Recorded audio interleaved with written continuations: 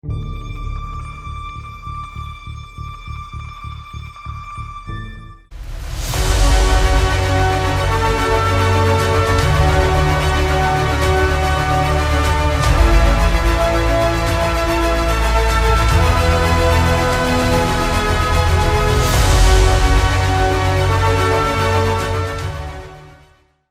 hello, everybody, and welcome to another edition of Average Superstar TV. I'm your host, Lauren Lepre. Please give me that subscribe on YouTube, Spotify, Amazon, iHeartRadio, and Stitcher. We drop a new episode every Monday morning. And this week we are back in the music world. We've got quite a guest here. So this girl has been on fire with her band Vixen 77 for a while now. This girl, they currently have a new album coming out on October 14th that will be available on all the streaming outlets. I just think it's awesome that she is a local Philadelphia band that is all female, I guess, punk band. I don't know if we'll let her explain all the influences in a moment. But with that, Caitlin from Vixen 77, welcome to Average Superstar TV. Hi, Lauren. Thanks for having me. I'm happy that I was finally able to come on your show. Yes, thank you so much. It's always fun getting the band, any sort of anyone who plays an instrument in any way. It's never easy to get them on. You guys are always have like guys, girls. You always have like the worst schedule. So, but yeah, but it's all good. So, Cait, tell us. I mean, the band's been going for a little while now, and what are you currently up to? And then I guess we'll break back into the whole history of it. But what are the girls up to right now? So right now we're in right in the middle of everything happening with our record release. So we're seeing all the stuff that happens after the hard work of doing the record. Of we get to have the fun of putting out the videos and the singles, and leading up to our record release on the 14th. So I'm really enjoying the process of it not being out yet, because I know once it's out, I'm going to be, You're wanted. You'll be wanted for a lot of interviews, a lot of answers, talking to the fans. I mean, there's always, you got to be on standby for that. But when you say it's going to be on all streaming outlets, where will people be able to find it? YouTube, Apple Music, Spotify, iTunes, all that stuff.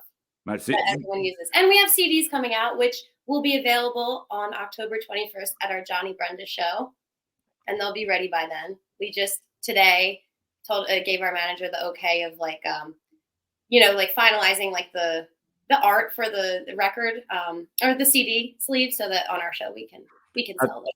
Awesome. How many tracks do we have on it? 12. That's marvelous. 12. Sweet. Well, that's when I will be purchasing this album, because I'm a CD collector. I always said, people laugh streaming and or records, and I'm like, sooner or later everyone will go back to CDs, and I'll be like, I still have my 2,000 CDs I never got rid of. So yeah, we're releasing a CD, but I guess maybe most people will listen to it on Spotify. But I like having the physical CD. I've always felt one of the reasons I still buy albums, I just kind of feel like, we all know, I mean, I'm in film and stuff, but streaming compared to what you get paid for that per song, per view, I feel I've done my part for the band I bought your album, I bought your CD. I feel I've done my part. That's the best way to show support. And it really is, because you don't make any money from the streaming, but you make money from people buying your your merch. And we have a Shopify account, so you can have merch made of Vixen 77 stuff, and that really helps us. It'll help us pay for making new merch and making our record and all that stuff, because it's really expensive, and all the money basically just goes right back into the project. So yeah, it's very important for anyone who's just a here and there hit for any sort of show or concert. Yes, this is how the artist survives. It's the same thing with someone like a filmmaker like me. Blu-ray DVD is the best way to support compared to watching it on one of the streaming outlets. It's nice. I feel bad because I watched your movies for free on Tubi. That's fine. I felt bad not paying for it, but I really liked your movies, by the way. Well, thank you so much. Well, I mean, yeah, I think I have ways of getting my DVDs and Blu-rays in your hands. Well, Right. Well, I'll buy one next time I see you. awesome, especially since you know where I live. So, but so check this out. So basically, let's hit the rewind button because we're already into the band. But when did you know you wanted to be in music? In music, like at Like all, at all? Like to say like that? or like punk music. This in general, like what In drew you general, in? I started off as like a band nerd, I started playing flute when I was like in second grade, and I just liked music. I thought it was fun to learn how to play an instrument. Me and my friends had a good time. And then we got a little older and then got into different kinds of music. And I started playing guitar when I was like 13. Um, and then I just really loved playing guitar, and I really enjoyed it a lot and had a lot of fun with it. And I did one of those like rock school things, but like an off-brand one, like one that would be shut down today. But, like it teaches you how to be in a band. I think those are great for kids because like they really show you how to show up It to was a form. practice and It was a form of School of all Rock. that stuff. Like Okay, not the typical School of Rock, like a cheaper one. But I was gotcha. able to play shows when I was a little kid and learn how to do it basically. Yeah. And how did you slowly start and get into the punk scene? Well, I really wanted to have my own band when I was like 19, and I started a mostly girl punk band then, but that was like a mess. Um, and so I've just, kept trying to reform an all girl band because I've always wanted to have an all girl band. And this is the lineup that finally had it together enough to like actually release a record because it's tough to do that. No, I totally get you. I mean, I think it's great that you did. So, I mean, so then comes Vixen 77. And I just remember, I didn't know you or any of your band members. I just kept seeing like constantly you were playing out. And then I'm like, oh, it's an all, yeah. Sometimes like it's deceiving. They'll think like this is the singer is a girl. And then I was like, oh, it's an Oh, all yeah. girl band. And I'm like, that's great. Cause I've always loved like L7, everything, Psycho Sluts from Hell. I've been, 7-Year Bitch. I always followed girl bands, It and can be deceiving, like, no hate to any band where it's like the girl's the singer, but like that is like the more like common thing you see, whereas having all women playing everything is a bit, that's right. So I thought you don't see that all the time. it was great, and I started, yeah, definitely started like following the shows around. And I got right into it, and I always wondered, for me, who's made the Pennsylvania hardcore documentary, and I've been around 30 years now doing this, like I've never seen an all-girl hardcore band. I always saw when anytime I see like a full girl band playing this style of music, I'm like, I'm support, I'm all in. So Thank you. Well, watching your documentary was crazy because I was like, oh, I know that person, and then there's like a bunch of people I know, and it was just very cool. yeah. That aspect of your documentary. Thank you. Yeah. And you fit in right with that. I know you don't really play straight up hardcore shows, but Yeah, but you'll see when you listen to our records, there's some like hardcore vibes there. yeah. We're kind of across the board at this point. I mean, I guess you could call us punk music, but we're more just like harder rock and roll music. I think you actually you could fit in anything. Like you could literally any type of. I just think anything that plays fast, you are perfectly slated for, and you're doing great. And you were on a big. Thank you. You were playing a real lot, and then like everything else 2 years ago, you obviously had to take time off because we couldn't have gatherings. So, what was that like? Were you a little bit like disappointed? Were you kind of like I could use a break for a little bit anyway? Or let me tell you the whole story. So basically, in what was it? When did the whole stuff? March of 2020, right? Like right as everything was happening, the previous lineup of Vixen 77 was in the studio, and we cut like 10 tracks, and we were going to release a record. And then the pandemic happened. And it was perfect timing, and 2 of the members left. For personal reasons. And at the time, it was like really sad. Like, oh, we just spent thousands of dollars to like record this. We spent 3 days, 4 days in a studio. It was like a big family trip, and we thought it was a waste. But in retrospect, it wasn't because it was a good time to reform, and half of those songs made it onto this record. So it's basically like kind of worth the wait for us.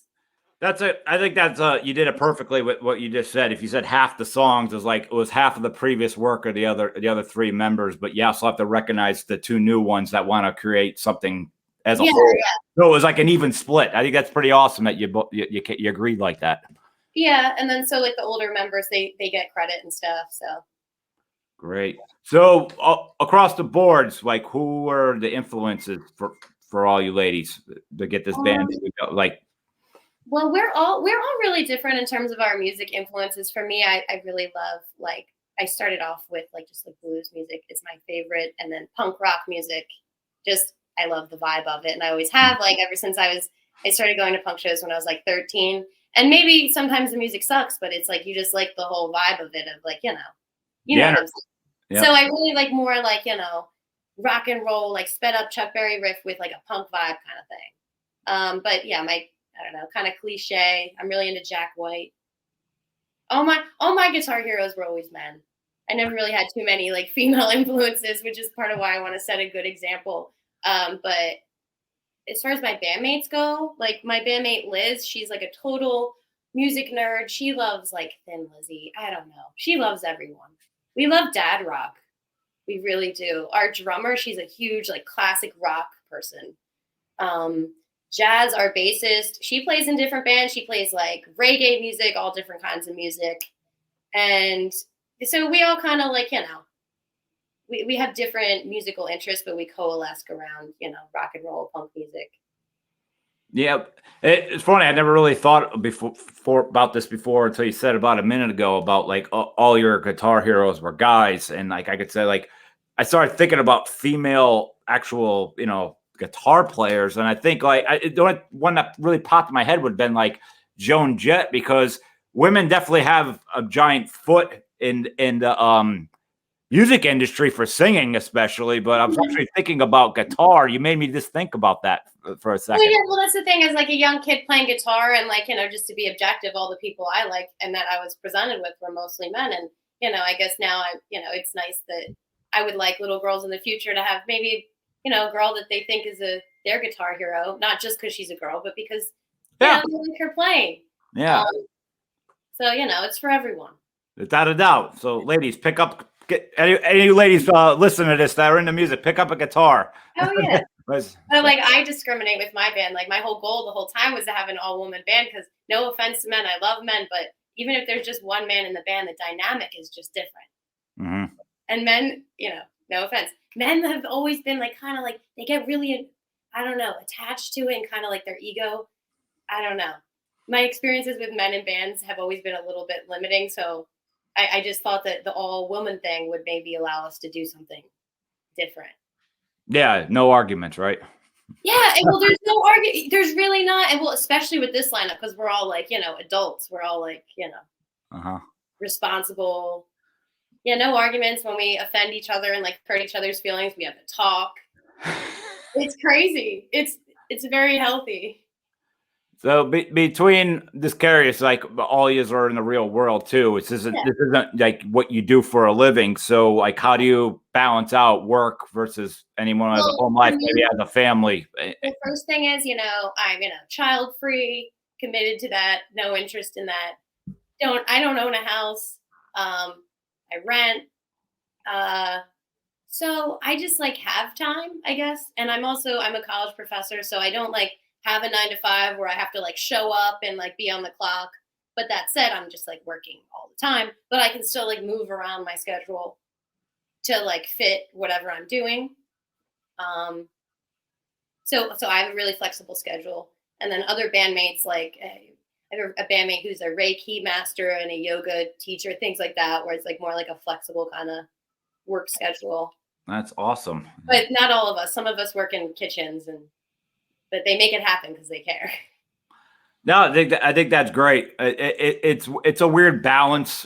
Like I was always a guy who, by the time I was 13, I was working. Like I was like mopping up an independent donut shop by the time I was 13 and stuff. And there was that whole thing about I'd go to school, then I'd go to work for like 3 or 4 hours, and then my life's mine. But because it was like a positive and negative, it was that whole like I've been working since I was 13 years old. I've never been employed.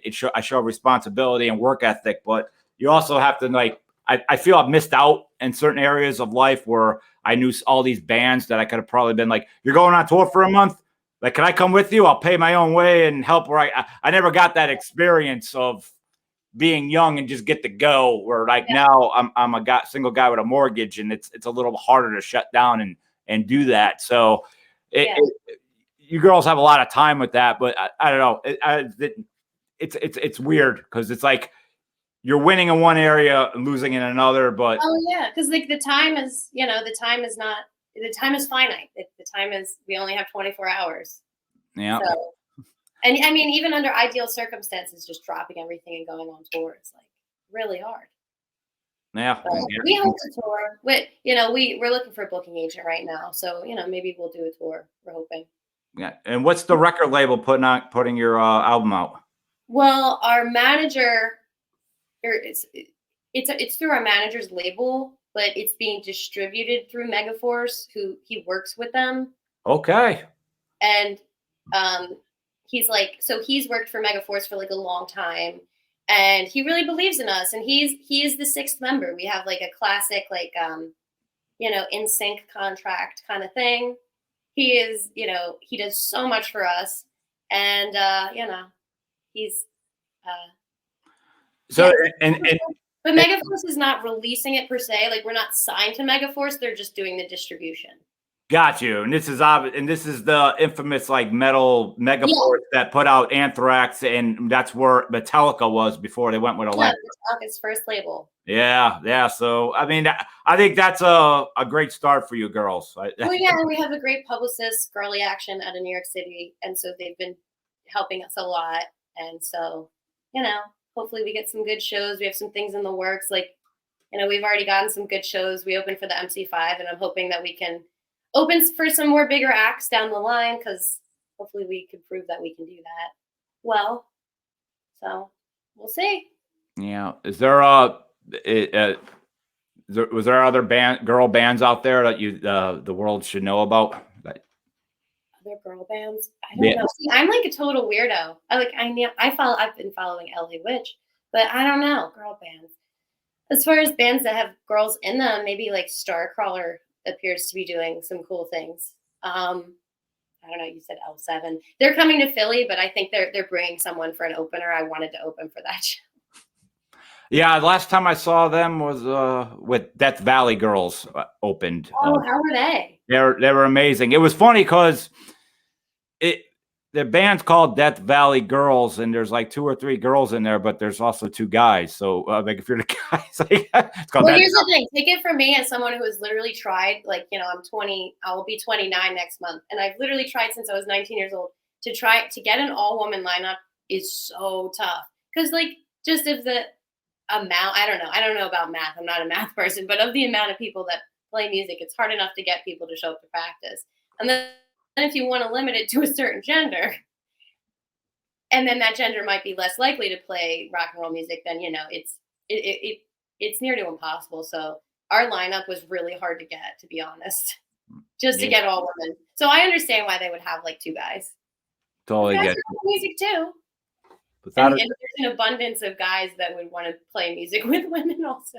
Yeah, there's a bonus there, that's for sure. But so what do you look at as far as your eyes? How's Philadelphia doing? Like what would you say? Like as a whole city, as far as the music scene, how do you see it in your eyes these days? Well, this like new like post-pandemic scene, I don't know. I mean, there's bands that are like our friend's band, Little Bambinos, just released a record.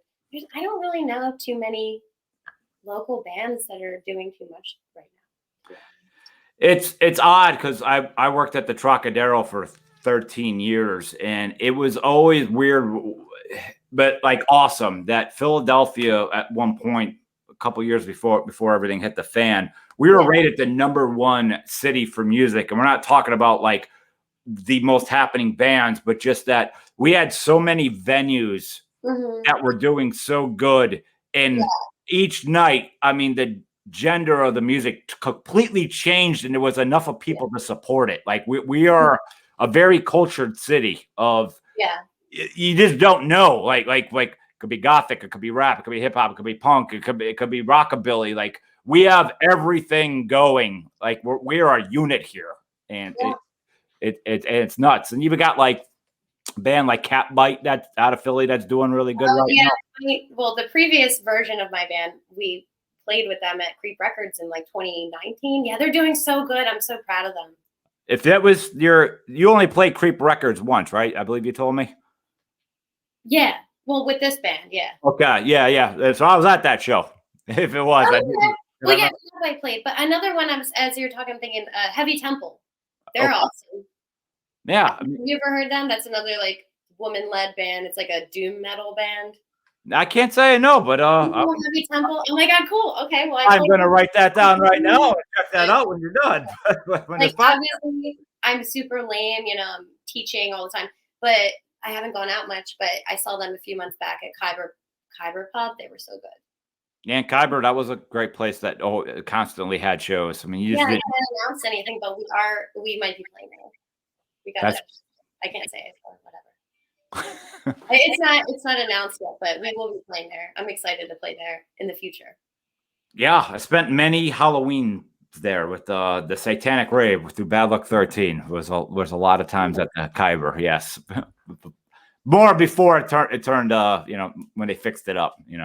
But yeah, but Philly's a great place, especially like where you're coming up. Playing Johnny Brenda's on October 21st, like where anyone local could come see you. But that's a great venue. I mean, and it's like smaller. That's not like you don't really call it a venue. That's an actual bar with a stage. But I just like that. It's a beautiful. I just love that it's 2 floors too. Yeah. Is that between the lineup change and all that time we had off the last couple of years that maybe you played that you guys have enough? Like there's just so many songs accumulating. Well, yeah, that's the thing is we're so ready to write new songs and to release new songs because basically the record that we are releasing next month is, we recorded it months in December. So it's not to say I'm sick of the songs, but like, this set of songs I've played so many times and I'm ready to have a new set that we create. How are, I guess, more of the female fans when you go to your show? Like, what do they say to you? I'm just kind of curious. Like, do they just like right on, or I wish I could do that? And depending, I forget where it was in PA, but we played like a gay pride event in like a York, PA. It was like out there, so it was like very 4 hours away. Yeah, hours away, basically the middle of nowhere, and it was like basically all women there, and they were like freaking out, like that was like a really cool experience. There, I felt famous. It was crazy because small town fans don't really come as much, and the reaction from women is incredible, and that's basically why I do it because I want them to be stoked. Yeah, and maybe I want guys to feel a little bit uncomfortable too. We played Yacht Stock last weekend. Oh, it was so funny because all the bands they're amazing, but they were like more like it was a very conservative event. Not to like say I don't like everyone, but more like country music, kind of like, more like subdued kind of thing, cancer benefit. And then we played and we got a bit of a mixed reaction, It all, I guess it all depends where you go. Like some people look at, oh yeah, they need, to get blown off stage or hear something different. But I just think wherever the part of the country it is, like there's a fitting for everything. And sometimes it's great to get everything together and just see reactions. Maybe you hit a home run. Maybe it didn't go so well, but I try new things. That's just what I say, Yeah, like I like seeing the reactions from the people in the audience. It very much makes the show. Like, like I just always find it so interesting to like read the room and see how they're reacting. But yeah, women love us and we love women, and that's why we do it, because we love each other and we want women to have fun and play rock and roll and have fun. And it also could have just been an area, I always say, eventually just didn't get modernized yet. It was like the way you looked at the 80s and 90s. Remember, like in the 70s, you had David Bowie and Alice Cooper and Ozzy, and like, oh my God, what are they doing over there? Like, why is he painting his face like that? He's biting a head off a bat. Like it was like, holy God, these people are absolutely horrible. Yeah. Now, when you say those three names, that's just mainstream. Like, oh yeah, Alice Cooper, School's Out. I love that. And David Bowie, oh, what a great artist. It's just weird how the world freaks out about something, and then You're years right. later. I think about that with like rap music too, with like, think about like, Dr. Dre or these like kind of older rap dudes who at the time were so, so crazy. But now, your average, like, older guy might be like, yeah, I listen to NWA or whatever, because it's now like a classic kind of thing. Yeah. I don't know. It's the same thing with any unique look. Like even tattoos, remember, it's like 30 years ago, you were like, especially if a girl started getting a sleeve like 30 years ago, like unless you were really like in a city, like they were like, oh my God, what's that girl doing?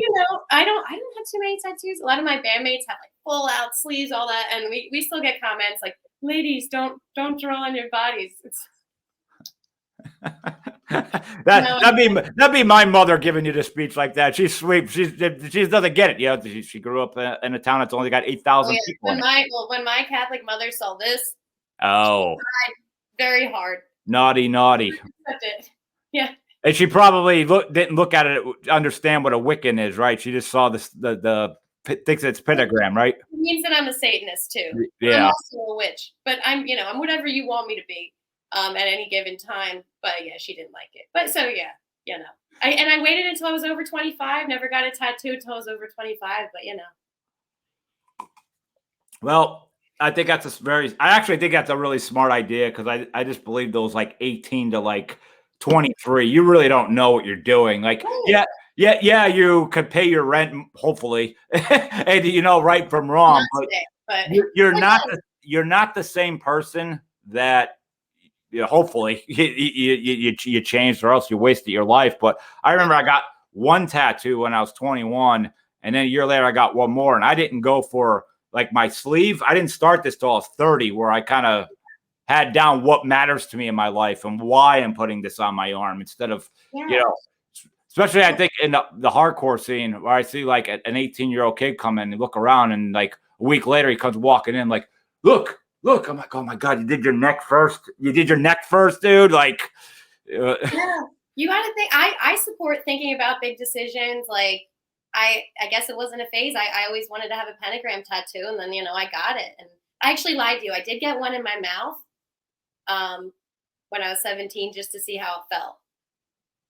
But I was at least smart enough to know not to get anything, that I would regret. How is that exactly? Not that I ever planned to have a tattoo done in my mouth. You know what? I don't know if you could see. I don't want to fuck on my lipstick. Yeah.